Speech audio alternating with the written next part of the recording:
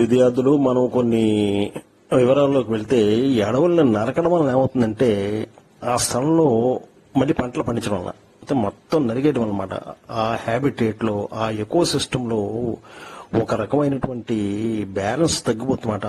ఆ eco system లో పక్షులు కానీ జంతువులు కానీ అవి నివసించే హ్యాబిటేట్ ని కంప్లీట్ గా దాన్ని రూపం మాపేస్తామన్నమాట.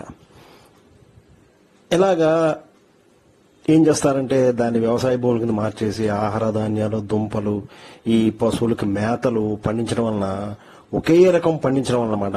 అలాగా అసహజంగా మారిపోతూ ఉంటుందన్నమాట పంటలు పండించడం. మోనో కల్చర్ అంటారన్నమాట దాన్ని. ఇలా ఆహార పంటల్ని ఎక్కువగా పండించడం వల్ల ఆహారం కూడా పెద్ద మొత్తంలో లభిస్తుంది. కానీ ఈ ఆహారం మీద ఆధారపడే తెగుళ్ళను కలిగించే ఈ యాంటీ చిన్న చిన్న ఇది ఉంటాయన్నమాట, క్రిమికీటకాలు ఉంటాయి. అవి పరాన్నజీవులకు అనుకూలంగా ఉంటుందన్నమాట.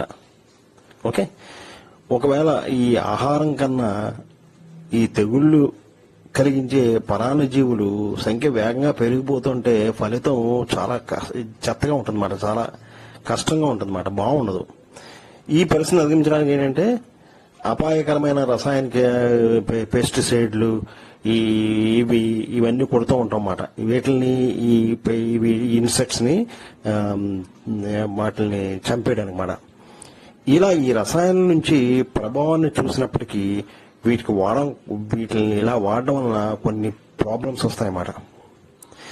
నాశనం చేయవలసిన క్రిములను మాత్రమే చంపి ఇతర జీవులకు అపాయం కానిదే సరైన కీటక నాశనిగా పరిగణించాలి. కానీ అలాంటి క్రిమికీట నాశనకారి ఇది మనకు లేదన్నమాట. మిగతా వాటిని కూడా చంపేస్తూ ఉంటుంది. ఇది క్రిమికీటకాలను చంపే వాటిని మనం ప్రయోగిస్తే ఇక్కడ విద్యార్థులు కొన్ని క్వశ్చన్లు వేసారు చూడండి కిందే. ఏంటంటే name any 2 pesticides you have had about. మనం జనరల్గా వింటాం ఆల్డ్రిన్ ఒకటి, బిఫెనాక్స్ ఒకటి. ఇవి చాలా వెరీ వెరీ గుడ్ పెస్టిసైడ్స్ అన్నమాట. Okay, and insecticides. ఇవి చాలా జాగ్రత్తగా ఉండాలి. It will effect stomach and inhalation poisons మాట ఇవి. సో వీటి నుంచి చాలా జాగ్రత్తగా ఉండాలి. ఇక how are food grains and cells being stored in your house and how do you protect from pets and fungus. ఈ మొట్టమొదటి ఫుడ్ గ్రెయిన్స్ ఏంటంటే సిరల్స్ ని కానీ ఫుడ్ గ్రెయిన్స్ కానీ ఈ పెట్స్ ఫంగస్ పట్టకుండా ఎలా ఫాలో అవ్వాలంటే డ్రై చేయాలన్నమాట.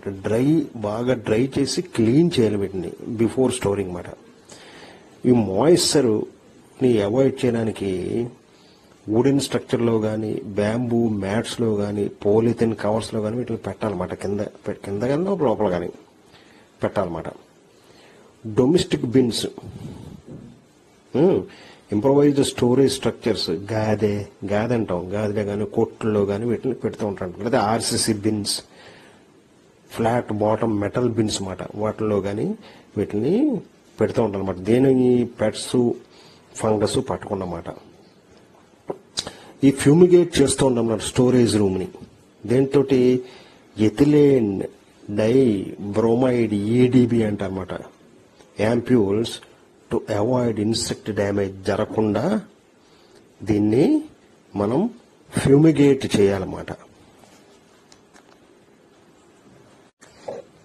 ఈ ఫ్యూమిగేట్ చేయడం అంటే ప్యూరిఫై చేయడం అన్నమాట, డిస్ఇన్ఫెక్ట్ చేయడం ఆ ఏరియాని ఏదైతే ఉందో కొట్లో కానీ గాదుల్లో కానీ. ఫ్యూమ్స్ మాట, పొగల్లాగా ఉంటాయన్నమాట. ఫ్యూమ్స్ ఆఫ్ సర్టెన్ కెమికల్స్ మాట యూజ్ చేసి, ఫ్యూమ్స్ అంటే లోపలికి వెళ్ళి అది చొచ్చుకు లోపలికి తీసుకువెళ్ళి వాటిని క్రిమినల్ చంపుతుంది అన్నమాట. ఫ్యూమిగేట్ చేయడం అంటారన్నమాట దాన్ని. అవే కాకుండా anti coagulant for rat control అన్నమాట, అది కూడా మనం చేస్తూ ఉండాలన్నమాట. విద్యార్థులు ఇంకా ఈ యాంటీ కోగ్యులెంట్ రాడెంట్ సైడ్స్ అంటారు మనం, రాడెంటిసైడ్స్ అంటారు అన్నమాట. ఓకే, రాడెంటిసైడ్స్ అంటే ఏంటంటే కెమికల్స్ యూజ్డ్ టు కిల్ రాడెంట్స్. రాడెంట్స్ అంటే ఏంటి? ర్యాట్స్, ఈ మైస్, చుంచులు అంటాం సార్, వాటినే ర్యాట్ పాయిజనింగ్ అంటాం అన్నమాట మనం. ఓకే, ఇవి ఎలా పనిచేస్తాయి అంటే దే వర్క్ ఎలా అంటే బ్లడ్ థిన్ చేసేసి so that they which can lead to